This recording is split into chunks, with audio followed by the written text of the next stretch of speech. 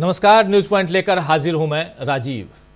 संसद में हुआ धक्का मुक्की कांड अब बीजेपी के गले की हड्डी बन गया है। दोस्तों, बाबा साहब अंबेडकर पर अपमानजनक टिप्पणी करके अमित शाह ने अपनी गर्दन फंसा ली और बीजेपी उन्हें बचाने के चक्कर में अब और ज्यादा फंसती जा रही है, क्योंकि कांग्रेस समेत पूरा इंडिया गठबंधन अमित शाह के इस्तीफे की मांग को लेकर सड़कों पर उतर आया है। और यहां तक कि बीजेपी की बी टीम कही जाने वाली बसपा यानी बहुजन समाज पार्टी अब 24 तारीख को पूरे देश में बीजेपी के खिलाफ प्रदर्शन करेगी, ऐसा ऐलान मायावती ने कर दिया है। बीजेपी अब तक शायद मामले की गंभीरता को समझ नहीं पाई है और अमित शाह को बचाने में लगी हुई है, और इसके लिए राहुल गांधी पर तरह तरह के लांछन लगाए जा रहे हैं। और उधर अपने ऊपर हो रहे हमलों से बेपरवाह राहुल गांधी आज एक बार फिर सड़कों पर आम जनता के बीच नजर आए। आज राहुल गांधी दिल्ली में कालका जी में दुकानदारों से और लोगों से चर्चा करते हुए नजर आए। अब राहुल की इस मुलाकात में कौन सी नई बातें और कौन से नए दिलचस्प किस्से निकल कर आते हैं, इन्हें देखने सुनने की उत्सुकता लोगों के मन में बनी रहेगी। ये तस्वीरें आप देखिए, कालका जी की तस्वीरें। सब्जी मार्केट में पहुंचे राहुल गांधी, लोगों से मुलाकात कर रहे हैं, बातें कर रहे हैं। कालका जी की ये तस्वीर है और जहां से ये विजुअल्स आप देख रहे हैं, सीधा सीधा राहुल गांधी सारी चीज़ें चल रही हैं, हर तरफ अपने अपने जो ढंग से सियासी रोटियां सेकने की कोशिश हो रही हैं। उन सब के बीच राहुल गांधी रोज किसी न किसी रूप में किसी न किसी के बीच पहुंचते हैं और यही तस्वीर आप तक हम पहुंचा रहे हैं, क्योंकि राहुल ने ये एक नया चलन बना दिया है जिसमें वो उन लोगों तक पहुंच रहे हैं जिन्हें रोज अपने सामने देखने के बावजूद अमूमन उपेक्षित किया जाता है। आप याद कीजिए कि टैक्सी चालक, मोची, नाई, सब्जी वाले, गिग वर्कर्स, मैकेनिक्स, कुम्हार, बढ़ई, ये सारे लोग कैसे रहते हैं, इनकी समस्याएं क्या हैं, ये बातें अब राहुल गांधी के कारण राजनीतिक विमर्श का हिस्सा बन रही हैं और बीजेपी यहीं फंस रही है, क्योंकि दावा तो मोदी ने किया था कि अच्छे दिन लाएंगे।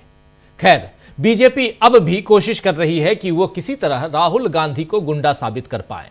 इसीलिए राहुल के खिलाफ कई धाराएं लगाकर मामला दर्ज किया गया है और अब संसद मार्ग पुलिस थाने से ये मामला माफी चाहूंगा, क्राइम ब्रांच के सुपुर्द किया गया है। क्राइम ब्रांच ने एक एसआईटी बनाई है जिसमें 2 एसीपी, 2 इंस्पेक्टर और 2 सब इंस्पेक्टर शामिल होंगे जो सीधे डीसीपी को रिपोर्ट करेंगे। और बताया जा रहा है कि क्राइम ब्रांच ने अब सीसीटीवी फुटेज भी मांगे हैं और ऐसा लग रहा है कि यहीं सारा पेंच फंसा हुआ है, क्योंकि सीसीटीवी फुटेज में ऐसा कुछ अगर होता तो वो शायद पहले ही दिन से बीजेपी मीडिया के जरिए पूरे देश में दिखा चुकी होती।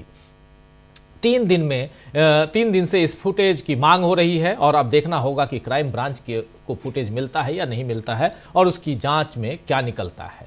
वैसे ये सब राहुल गांधी को संसद से बाहर करने के लिए है और पहले से एक बार बीजेपी आप जानते हैं कि ऐसा करने में सफल भी हो चुकी है, जब राहुल गांधी को संसद से बाहर निकाला गया था। लेकिन अब विपक्ष पहले जैसा नहीं है।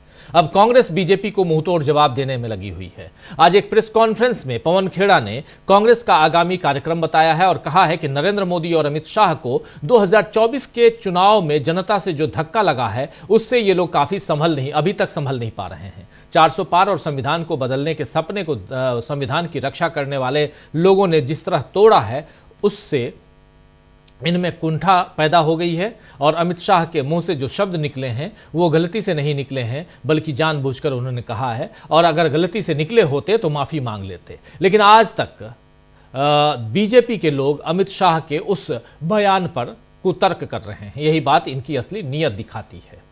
पवन खेड़ा ने यह भी बताया कि आने वाले दिनों में कांग्रेस के लोग किस तरह देशव्यापी प्रदर्शन की तैयारी कर रहे हैं और साथ ही बेलगावी अधिवेशन की तैयारी पर भी पवन खेड़ा ने अपनी बात रखी है इस प्रेस कॉन्फ्रेंस में। आइए जरा सुन लेते हैं पवन खेड़ा को। तो इस माहौल में कांग्रेस पार्टी, जो कि एक आंदोलन से उपजी हुई पार्टी है, जिसका इतिहास कई आंदोलनों का इतिहास है इस देश में, आजादी से पहले भी, आजादी के बाद भी, सरकार में रहकर भी, अगर नेशनलाइजेशन ऑफ बैंक्स, मैं उसको एक आंदोलन मानता हूं, एबोलिशन ऑफ प्रीवी पर्सेज ये आंदोलन था, तो आंदोलन का सिलसिला सरकार में हम हों या ना हों वो चलता रहता है। इसी सिलसिले को आगे बढ़ाते हुए आने वाले कुछ दिनों में, मैं बेलगावी की तरफ जाऊं उससे पहले इस पर थोड़ी चर्चा कर लेते हैं कि आने वाले कुछ दिनों में हमने कुछ कार्यक्रम आज मैं आपके सामने वो घोषित करना चाहता हूं।